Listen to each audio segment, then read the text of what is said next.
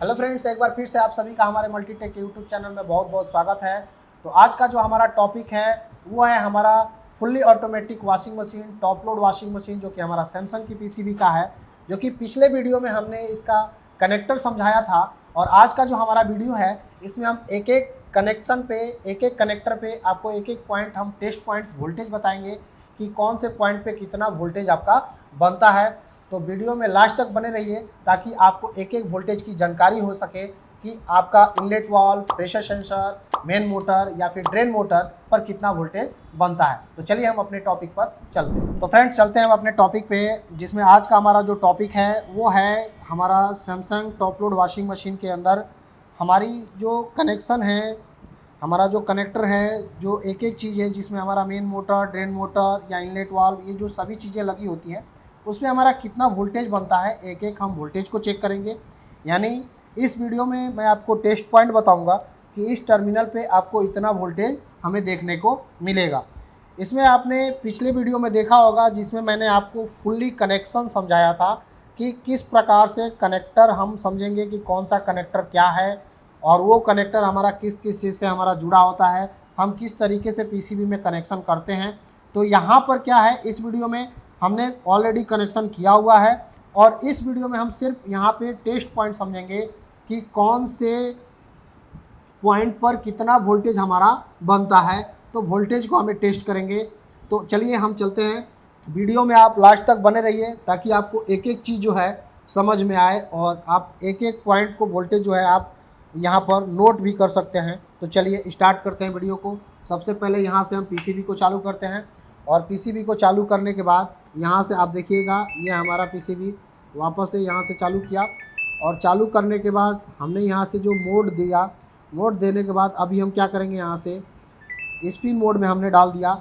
और अब हम यहाँ से, क्योंकि हमारा जो ये मोटर आपका पीसीबी भी चालू हो गया, और हम यहाँ से क्या करेंगे कि एक एक वोल्टेज को चेक करेंगे। तो सबसे पहले मल्टीमीटर को एसी रेंज पर सेलेक्ट करेंगे, और एसी रेंज पर सेलेक्ट करने के बाद आप देखेंगे कि यहाँ से जो हमारी सप्लाई इन हो रही है पावर केबल के थ्रू, यहाँ से आपको एसी वोल्टेज देखने को मिलेगा, जो कि एसी 220 वोल्ट की हमारी सप्लाई होगी।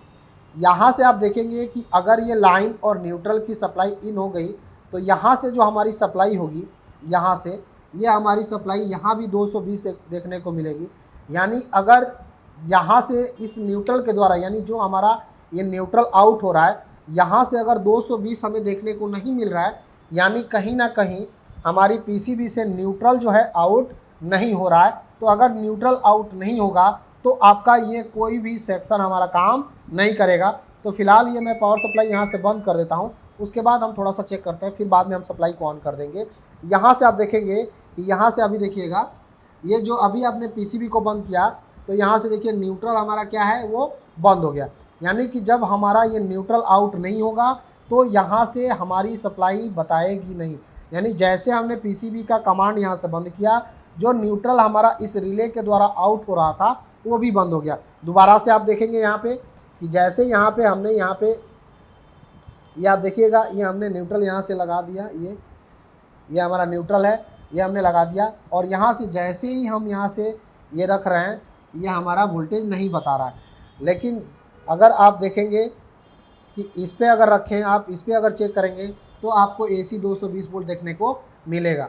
लेकिन जैसे यहाँ से आप लगाएंगे और आप यहाँ पे रखेंगे तो आपको वोल्टेज देखने को नहीं मिल रहा। लेकिन जैसे हम पीसीबी को ऑन करेंगे, यहाँ से देखिए पीसीबी ऑन करते ही हमारा पावर रिले ऑन हो गया, और आपको यहाँ पे 230 वोल्टेज देखने को मिल गया। तो यहाँ से आप ये समझ सकते हैं कि अगर किसी सेक्शन में हमारा न्यूट्रल नहीं जा रहा है तो कहीं ना कहीं हमारा ये रिले ख़राब हो सकता है।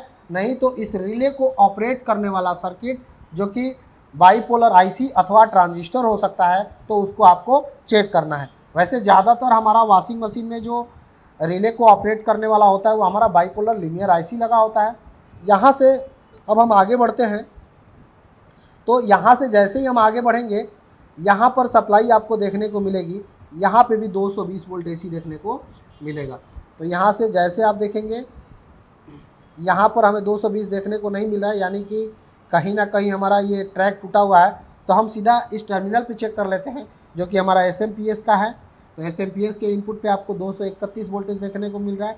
और ठीक अगर हम एसएमपीएस से आउटपुट वोल्टेज अगर हम चेक करें यहाँ पे, तो यहाँ पर आप देखेंगे कि एसएमपीएस से जो हमारा आउटपुट वोल्टेज है इसको हम डीसी रेंज पे सेलेक्ट करके चेक करेंगे, जिसमें से हमारा बीच वाला क्या है, यहाँ पे ये हमारा पॉजिटिव निगेटिव है, और यहाँ से हमारा किनारे वाला क्या है, पॉजिटिव है। तो यहाँ से हम देखेंगे कि आपको यहाँ पे 12 वोल्टेज देखने को मिल रहा है यहाँ पे, और दूसरी तरफ देखें तो यहाँ से जो हमें वोल्टेज देखने को मिल रहा है ये 5 वोल्टेज देखने को मिल रहा है।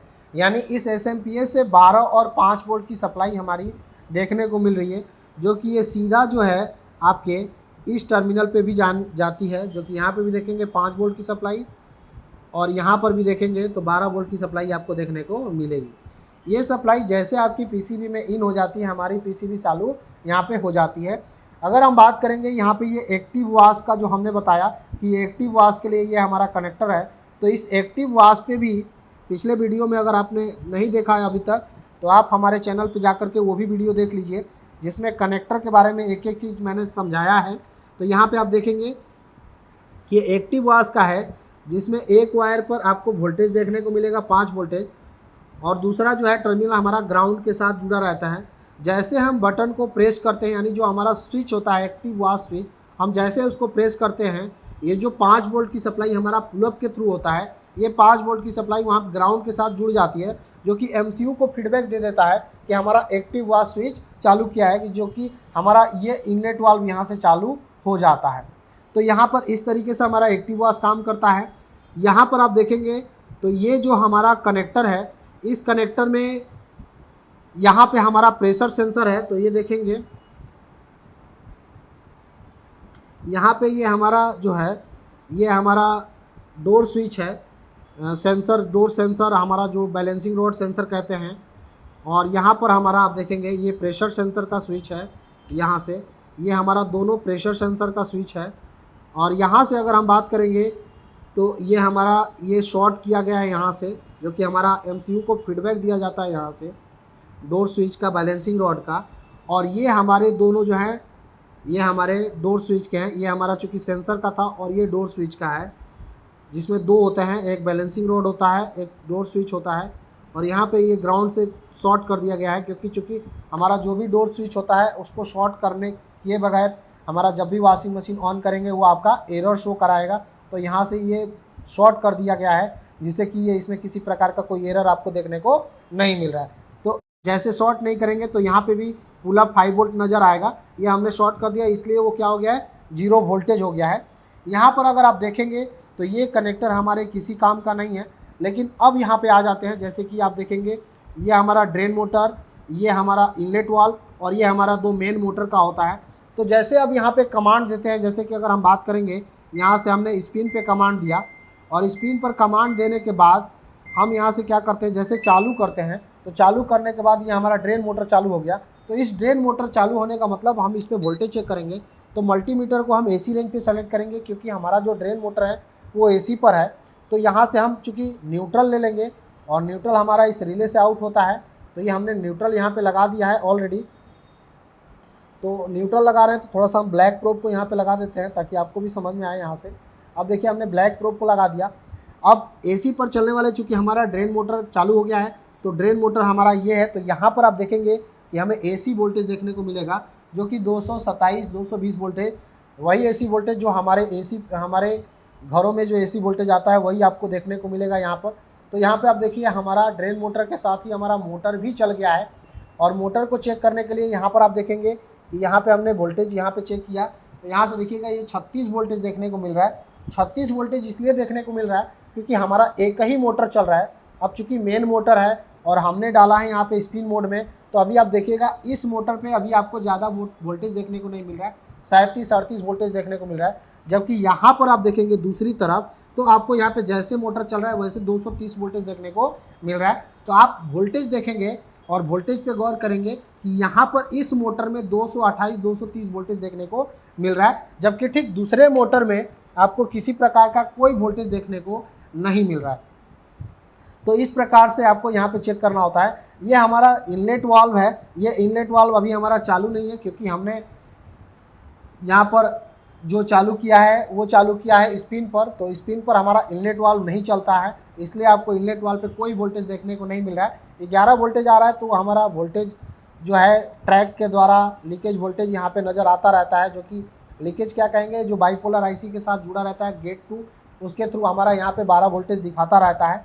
यहाँ पर अगर आप देखेंगे तो अब हम अगर इसके मोड को चेंज करते हैं तो हम क्या करेंगे, हम मशीन को बंद करेंगे और मशीन को दोबारा से यहाँ से चालू करेंगे और यहाँ से वॉश मोड में हम डालेंगे। तो वॉश मोड में डालने के बाद हम यहाँ से पीसीबी को चालू करेंगे, जिससे कि आप देखेंगे कि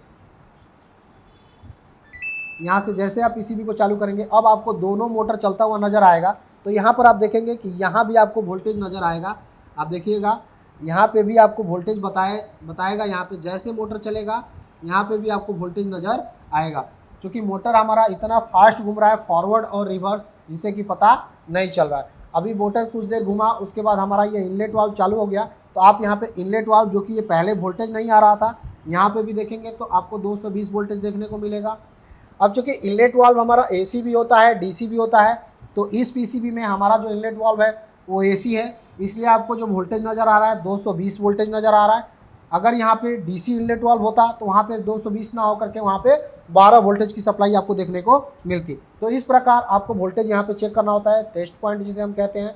आपको एक एक वोल्टेज यहाँ पर चेक करा दिया। अगर आप यहाँ पे देखेंगे इनलेट वाल्व चालू हुआ है, तो हम यहाँ पे क्या करेंगे, थोड़ा सा प्रेशर देते हैं, जिससे कि हमारा मोटर जो है दोनों तरफ घूमने लगेगा। तो हम दोनों मोटर का वोल्टेज भी चेक कर सकते हैं। तो एक बार के लिए हम धीरे धीरे प्रेशर यहाँ पे देते हैं।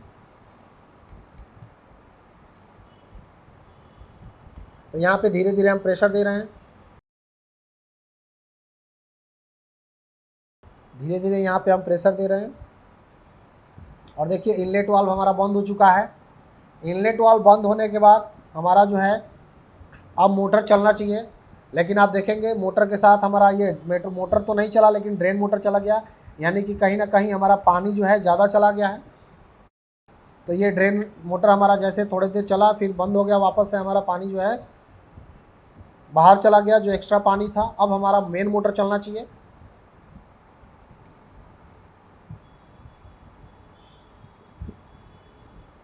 ये देखेंगे हमारा मेन मोटर चल गया है, और मेन मोटर चलने के बाद आपको यहाँ पे वोल्टेज देखने को मिलेगा।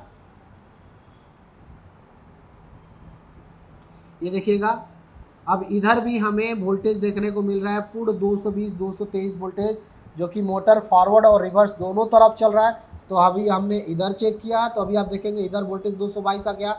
जब हम प्रोब को इधर करते हैं तो इधर भी आपको ये वोल्टेज देखने को मिलेगा। जब आपका मोटर इस तरफ घूमेगा तो इस तरफ आपको 220 230 देखने को मिलेगा।